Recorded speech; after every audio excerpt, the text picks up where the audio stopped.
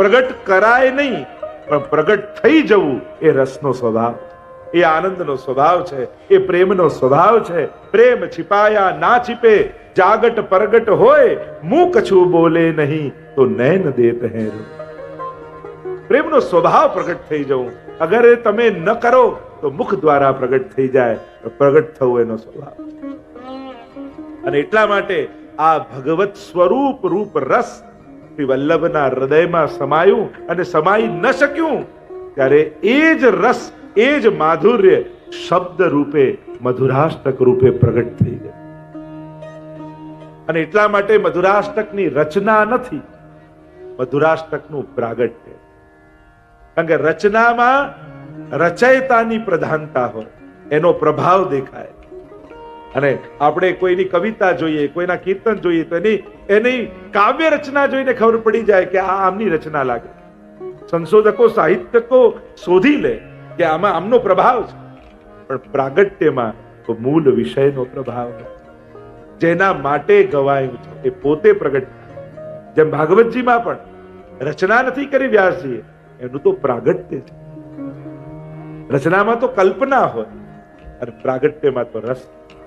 અને જ્યાં આ પ્રગટ થયા વાંગમય રૂપે, શબ્દમય રૂપે, એ જ પ્રભુ. એટલે જ મધુરાષ્ટક પ્રાચીન વૈષ્ણવ ગમે ત્યાં ગાતા ને.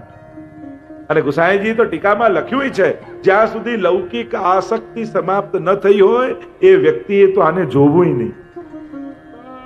કારણ કે આપણો અધિકાર સંપાદન નથી થયો આ મધુરતાને ગાવાની. કારણ કે બધી વાતો બધા માટે નથી હોતી. ક્યાંક કેટલીક તત્વોની વાતો કેટલાક અધિકારી લોકો માટે હોય. અને એટલા માટે આની ગૂઢતા, આની રસિકતા, એની મર્યાદા રાખીને આપણે ચર્ચા કરી. ટીકાઓમાં તો કેટલું ગહનતમ રસ પ્રગટાવવામાં આવ્યો છે. કારણ કે રસો વૈસ મધુરાધિપતિ છે, અને એનું માધુર્યનો અનુભવ ગોપીજનો કઈ રીતે કરે છે. અને એક એક જગ્યાએ તમે મધુરાષ્ટક જોશો, આપણે ગાઈશું હમણાં સાથે ભેગા મળી. પણ મધુરાષ્ટક જયારે તમે એનું રસ દર્શન કરશો, 8 શ્લોકમાં ગાયું, અને દરેક શ્લોકમાં મધુર શબ્દ કેટલી વાર આવે? અધરમ મધુરમ, વદનમ મધુરમ. આપણે હમણાં જયારે ગાન કરીએ, ત્યારે રસ દર્શન કરીએ, ત્યારે મહાપ્રભુજી ના હૃદયમાં રસ સમાયો નહીં, ત્યારે મધુરાષ્ટક રૂપે આ મધુરાષ્ટક પ્રગટ થઈ ગયું. आओ साथ में मिलकर मधुराष्टक का गान करते हैं और फिर रस दर्शन करेंगे. बोलो कृष्ण कन्हैया लाल की जय. अधरम मधुरम वदनम मधुरम नयनम मधुरम हसितम मधुरम हृदयम मधुरम गमनम मधुरम मधुराधिपते रखिलं मधुरम वचनं मधुरम चरितं मधुरम वसनं मधुरम वलितं मधुरम चलितं मधुरम भ्रमितं मधुरम मधुराधिपते रखिलं मधुरम वेणुर्मधुरो रेणुर्मधुर पाणिर्मधुर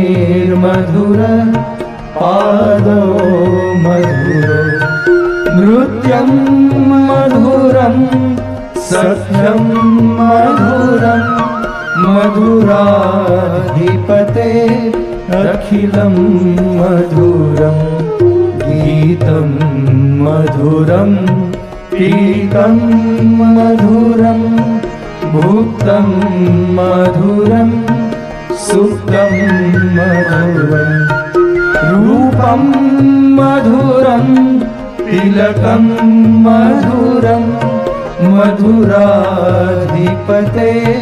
रखिलं मधुरं करणं मधुरं तरणं मधुरं हरणं मधुरं रमणं मधुरं वमितं मधुरं शमितं मधुरं मधुराधिपते रखिलं मधुरं गुञ्जा मधुरा माला मधुरा यमुना मधुरा वीची मधुरा सलिलं मधुरं कमलं मधुरं मधुराधिपते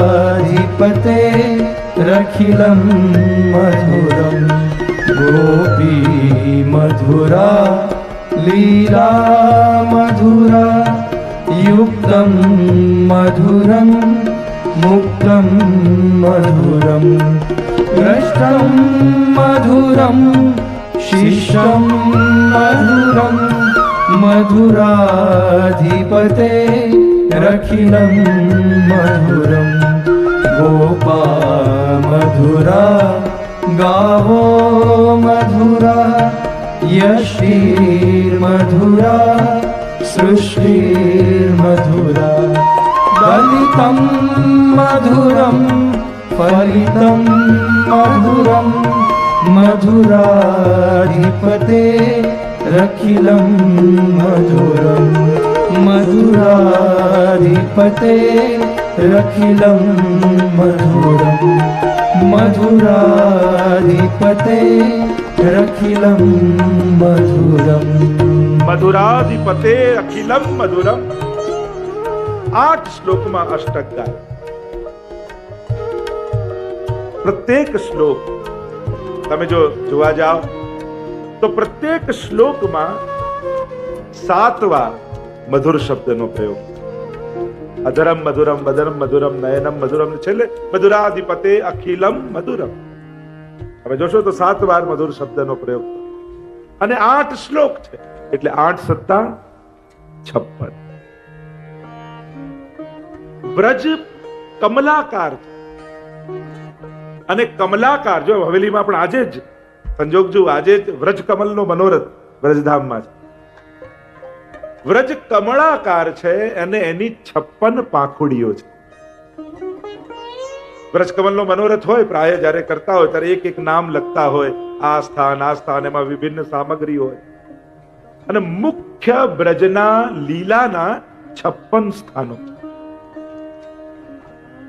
અને 56 સ્થાનોમાં જ્યાં જ્યાં લીલા થઈ રહી છે, અને આ લીલા થઈ જ રહી છે, ચાલુ જ છે, થઈ હતી એમ નહીં કહું, અને ત્યાં ત્યાં પ્રભુએ જેના પર જે રીતે કૃપા કરી એ 56 ગોપીજનો આજે સ્વામીજીના મુખેથી પોતપોતાના સ્વ આનંદને, સ્વ અનુભવને સ્મરણ કરી અને ગાઈ રહી. પુષ્ટિ માર્ગમાં એમ જોવા જાઓ તો વર્ષ દરમિયાન મુખ્ય 56 ઉત્સવો માનવામાં, 56 ઉત્સવો વર્ષ દરમિયાન કરવામાં એમ કહેવાય. અને એટલા માટે આ મધુરાષ્ટક એ કોઈ સાધારણ સ્તોત્ર નથી, એ સમગ્ર બ્રજમાં થતી લીલાઓનું રસોગાન. એક હોય યશોગાન અને એક હોય રસોગાન. જેમ ગોપી ગીતમાં રસગાન છે, યશોગાન નથી. ત્યાં તો કપટીએ કયા છે પ્રભુ. યશગાન હોય તો સ્તુતિ હોય, અહીંયા તો રસગાન છે.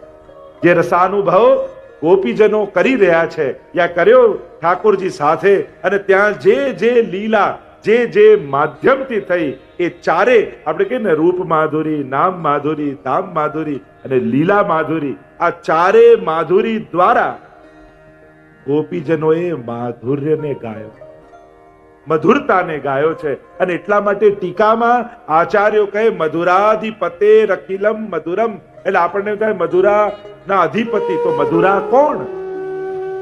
ત્યારે ગુસાઈજી પ્રભુ ચરણ આદિ આચાર્યો સમજાવે છે મધુરા એટલે રાધા. મધુરા એટલે રાધાજીની અધર પર રહેલો રસ, એ અધરામૃત, અને એના અધિપતિ એટલે શ્રી કૃષ્ણ.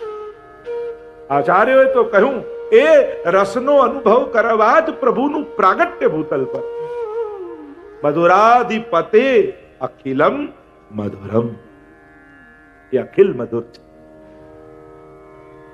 અને એટલા માટે મધુરાનો અર્થ રાધા કર્યો. ગોપાલદાસજી પણ વલ્લભ આખ્યાનમાં ગાય છે, છઠ્ઠું આખ્યાન. સગુણ સ્નેહી શ્યામળા વાલા અહર્નિશ દર્શન આપોજી પરમ સુખ દેવાને કાજે વ્રજ મંડળ સ્થિર કરી માતાનું મન રંજવા આરોગ્યા બહુ સ્વાદેજી. માતાનું મન રંજવાવલું આરોગ્ય બહુ સ્વાદેજી. રાધા અધર સુધા વિના પીયું ને બીજું તે કાંઈ નવ ભાવે. રાધર સુધા વિના પીયું ને બીજું તે કાંઈ નવ ભાવેજી.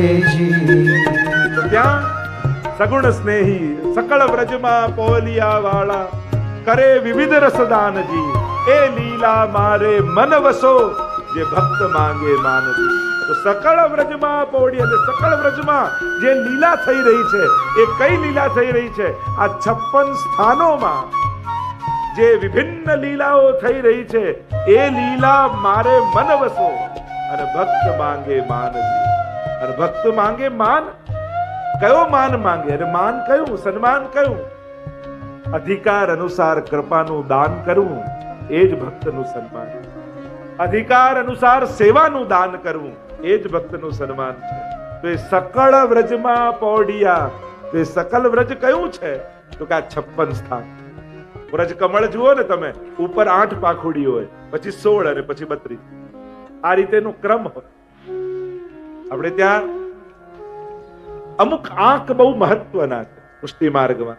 જેમ 9 નો આંક છે, 11 નો આંક છે, 56 નો આંક છે, 84 નો આંક છે, 108 નો અંક છે. એમ અમુક અંક બહુ મહત્વના. 56 અંક એ બહુ રસાત્મક ભાવ. અનેક પ્રકારના ભાવો એ 56 આંકના માનવામાં આવે. 56 પ્રકારના ઉત્સવો, 56 પ્રકારની ભક્તિનો વિશેષ કયો છે. અને એ જ પ્રકારથી 56 પ્રકારનો રસાનુભવ ગોપીજનોએ વ્રજમાં કર્યો.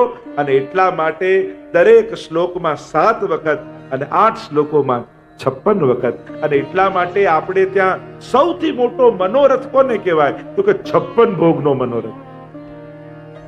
56 ભોગનો મનોરથ એટલે કોઈ 56 ટાઈપની સામગ્રી ધરી હોય એને જ ન કહેવાય. આપણે ત્યાં ભોગ શબ્દ 56 ભોગ, 3 શબ્દો બહુ વિશેષ હોય. ઠાકોર સામે જયારે ધરીએ ને, સામગ્રી, પ્રસાદ અને ભોગ. ધરી ન હોય ત્યારે એને સામગ્રી કહેવાય. આરોગી લીધી હોય અને સરાવીએ ત્યારે પ્રસાદ કહેવાય. પણ આરોગતા હોય ત્યારે એને ભોગ કહેવાય. જો તમે જયારે પણ હમણાં ભોગ આવી રહ્યા છો, આપણે શું કહીએ? ટેરો આવ્યો હોય ત્યારે એમને કહે સામગ્રી, કે આ આરોગી રહ્યા છે, આ કરી રહ્યા છે.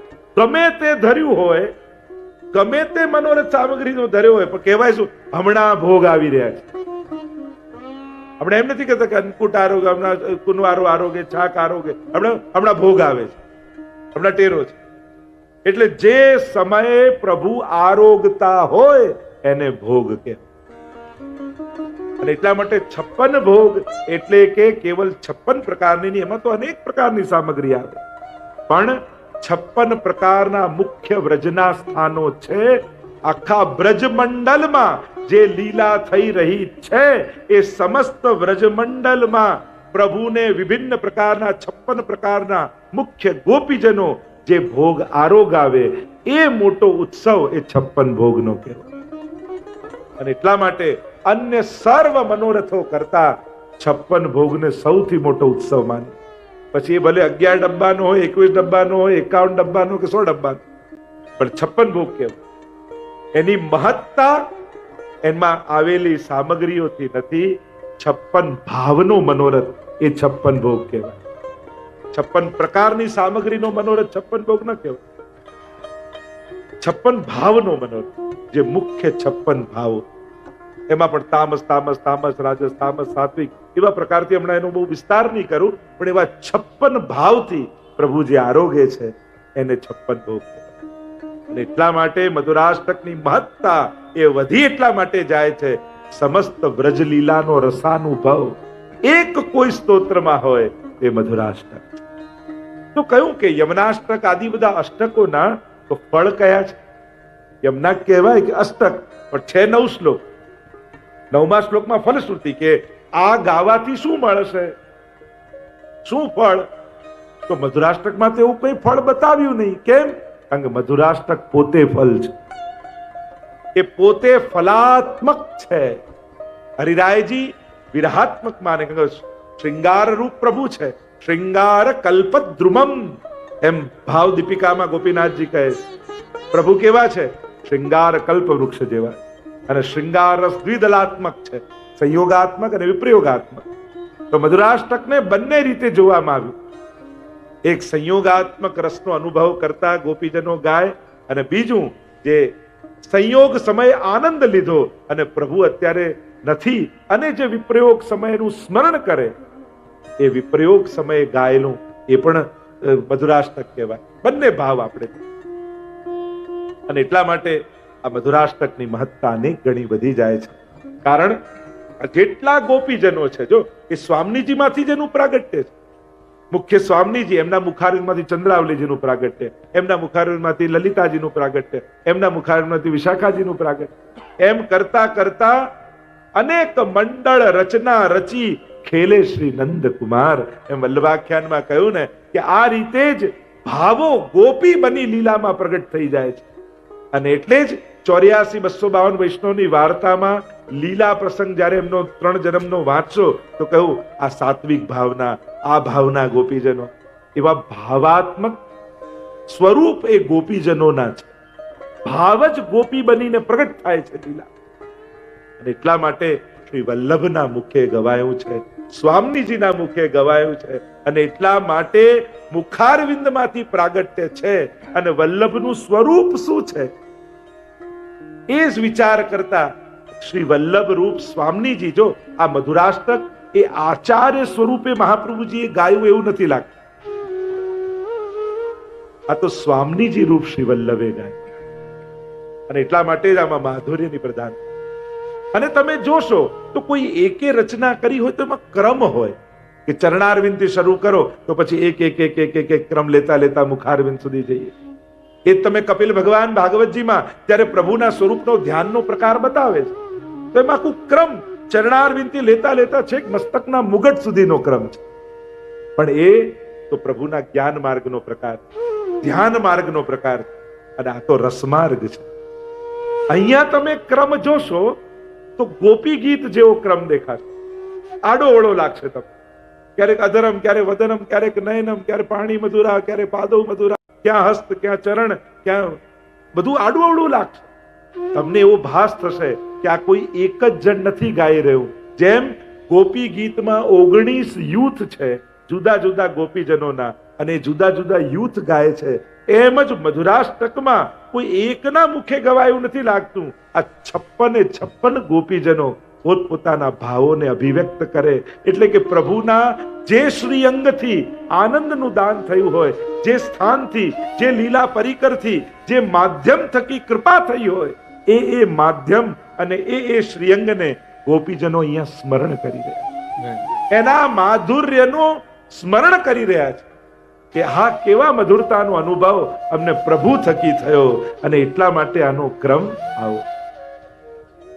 હા, માધ્યમ બન્યું શ્રી વલ્લભ રૂપ સ્વામીજીનું મુખારવિંદ, પણ આ બધી તો પ્રભુના શ્રીઅંગની સૃષ્ટિ છે ને. એટલે આપણા વાર્તા પ્રસંગમાં આવે છે ને, ગુસાઈજીને પૂછ્યું બહુજીએ કે આ બધા વૈષ્ણવનું સ્વરૂપ શું છે, તો કહ્યું યે સબ મેરો અંગ, આ તો બધા મારા અંગરૂપ છે. એ રીતે દાનના પદોમાં આવે છે કે આ વ્રજભક્તો ને આ લીલા પરિકર વ્રજમંડળ શું છે, ઠાકોરજી બોલ્યા છે યે સબ મેરો અંગ, આ બધા મારા અંગ છે. અને આપણે મહાપ્રભુજીની વધાઈ આદિમાં પણ ગાઈએ છે કે એન મેન વ્રજરાજ ઉછંગે વૃંદાવન સંપત્તિ અંગ અંગે, યાહી में यमुना, याही में गोकुल, याही में ब्रज मंडलो, सबन ते श्री वल्लभ नाम बनो. આ બધું જ શ્રી વલ્લભના શ્રીઅંગમાં છે. અને એટલા માટે એ સ્વામીજીની દ્રષ્ટિ ક્યાંથી ગઈ, ક્યાં ગઈ? જ્યાંથી સમગ્ર લીલા સૃષ્ટિને રસદાન છે. અને એટલા માટે પહેલા શ્લોકમાં પહેલા શબ્દથી જો પ્રારંભ કરીએ, અધરમ મધુરમ વદનમ મધુરમ નયનમ મધુરમ હસિતમ મધુરમ હૃદયમ મધુરમ ગમનમ મધુરમ મધુરાધિપતે રખિલમ સબ ગાય. મધુરમ અધરમ મધુરમ વદનમ મધુરમ નયનમ મધુરમ હસિતમ મધુરમ હૃદયમ મધુરમ ગમનમ મધુરમ મધુરાધિપતે રખિલમ મધુરમ મધુરાધિપતે રખિલમ મધુરમ મધુરાધિપતે રખિલમ મધુરમ. સૌથી પહેલી દ્રષ્ટિ પડી અધરમ મધુરમ, પ્રભુના અધર પર. પુષ્ટિ સૃષ્ટિનું પ્રાગટ્ય જ પ્રભુના અધરમાં છે. કારણ પ્રભુના અધરમાં સુધા બિરાજે. જો પ્રભુના અધર કેવા છે? બે વસ્તુ છે, અધર અને ઓષ્ઠ. નીચેનો હોઠ પ્રભુનો થોડોક બહાર, થોડોક લટકતો, એને કહેવાય અધર. નીચેના હોઠ અને ઉપરના હોઠને કહેવાય ઓષ્ઠ. એટલે આપણે કે અધરોષ્ઠ, અધરોષ્ઠ કહેવાય કે નીચેનો હોઠ અધર અને ઉપરનો હોઠ ઓષ્ઠ. સંસ્કૃત સાહિત્યમાં આપણે કહીએ ને, ઉપુ પદ્માનિયાનામ ઓષ્ઠૌ. આટલા શબ્દો, આટલા અક્ષર ઓષ્ઠથી બોલાય. ઉપરનો હોઠ અડાડ્યા વગર તમે આટલા શબ્દ ના બોલી શકો. પ ફ બ ભ મ, આમાં ઉપરનો હોઠ અડાડવો જ પડે. ઓષ્ઠૌ. અને એના અર્થો પણ બતાવ્યા કે જેને આ સુધા મળે, અધરામૃત મળે, એને આ પાંચે જતા રહે. પ પતન જતું રહે, આમાં ક્યાંય ફસાય નહીં, એનો જન્મ મરણના ફેરા મટી જાય. બ બંધન જતા રહે, મ એને મોહ ન થાય. એની પણ ઘણી બધી ચર્ચા, એમાં હમણાં નથી જતા. તો એ ઓષ્ઠવ, તો નીચેનો હોઠ અને ઉપરનો અધરમ મધુરમ. પુષ્ટિ સૃષ્ટિનું પ્રાગટ્ય, પુષ્ટિ સૃષ્ટિને ફલદાન કૃષ્ણ તત્વની લીલામાં જ્યાં સુધી પ્રભુના અધર પર બિરાજતી સુધા એનું દાન પ્રભુ ન કરે ત્યાં સુધી લીલા રસનો અનુભવ ન થાય, ત્યાં સુધી અધિકાર સંપાદન ન થાય, ત્યાં સુધી એને ફલરસનો અનુભવ, ફલાત્મકતાનો અહેસાસ ન થાય. અને એટલા માટે કૃષ્ણ ચરિત્રમાં, કૃષ્ણ સ્વરૂપમાં બે તત્વનું બહુ જ મહત્વ છે. કારણ કે બે પ્રકારની ભક્તિ છે, ચરણારવિંદની અને મુખારવિંદ. મુખારવિંદની ભક્તિ એ તાપાત્મક છે અને ચરણારવિંદની ભક્તિ શીતલ. અને એટલા માટે અધર પર રહેલી સુધા અને ચરણમાં રહેલી રજ, આ બેનું વિશેષ મહત્વ. કારણ કે ચરણ કરતા પણ એની નીચે જે રજ રહેલી છે એની ગાથા આજ સુધીના સર્વ ભક્તોએ, સર્વ મહાત્માઓએ ગાઈ. ચરણ મળે તો સૌભાગ્યની વાત છે, પણ રજ મળી જાય ને તોય ભક્તોના ભાગ્ય ઉગડી. એ રજની મહાત્મ ગાયું છે. એ રીતે અધર પર રહેલી સુધાનું મહાત્મ્ય ગવાય. એટલે જ આપણે ત્યાં તો કહીએ ને કે ચરણમાં પડેલા જીવો એ જ્યારે સુધા માટે લાલાયિત થતા હોય કે અમે તો ચરણમાં પડ્યા છીએ, અમને અધરની સુધા ક્યારે મળે? અમારી પાસે કોઈ સાધન નથી, આવડત નથી, અમારી પાસે કોઈ યોગ્યતા નથી, શું કરીએ? તો ત્યારે પ્રભુ કૃપાળુ બની કરાર વિંદે ન પદાર મુખાર વિંદે વિનિવેશયંતમ વટસ્ય પત્રસ્ય પુટેશયાનમ બાલમ મુકુંદમ મનસા સ્મરામિ. આ બધા જ જાણો છો આ ચિત્ર. અને જે દર્શન થયા માર્કંડે મુનિ આદિને, વટના પત્તા ઉપર બાલકૃષ્ણલાલ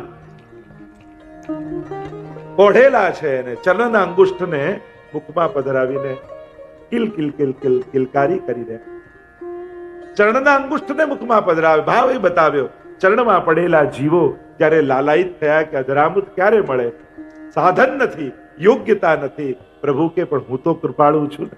અને કૃપા એને જ કહેવાય, જીવે કરવાના સાધન પ્રભુ પોતે કરી અને ફલનું દાન કરે, એ જ તો કૃપા છે. અને પ્રભુ ચરણમાં પડેલા જીવોને અધરામૃતનું દાન.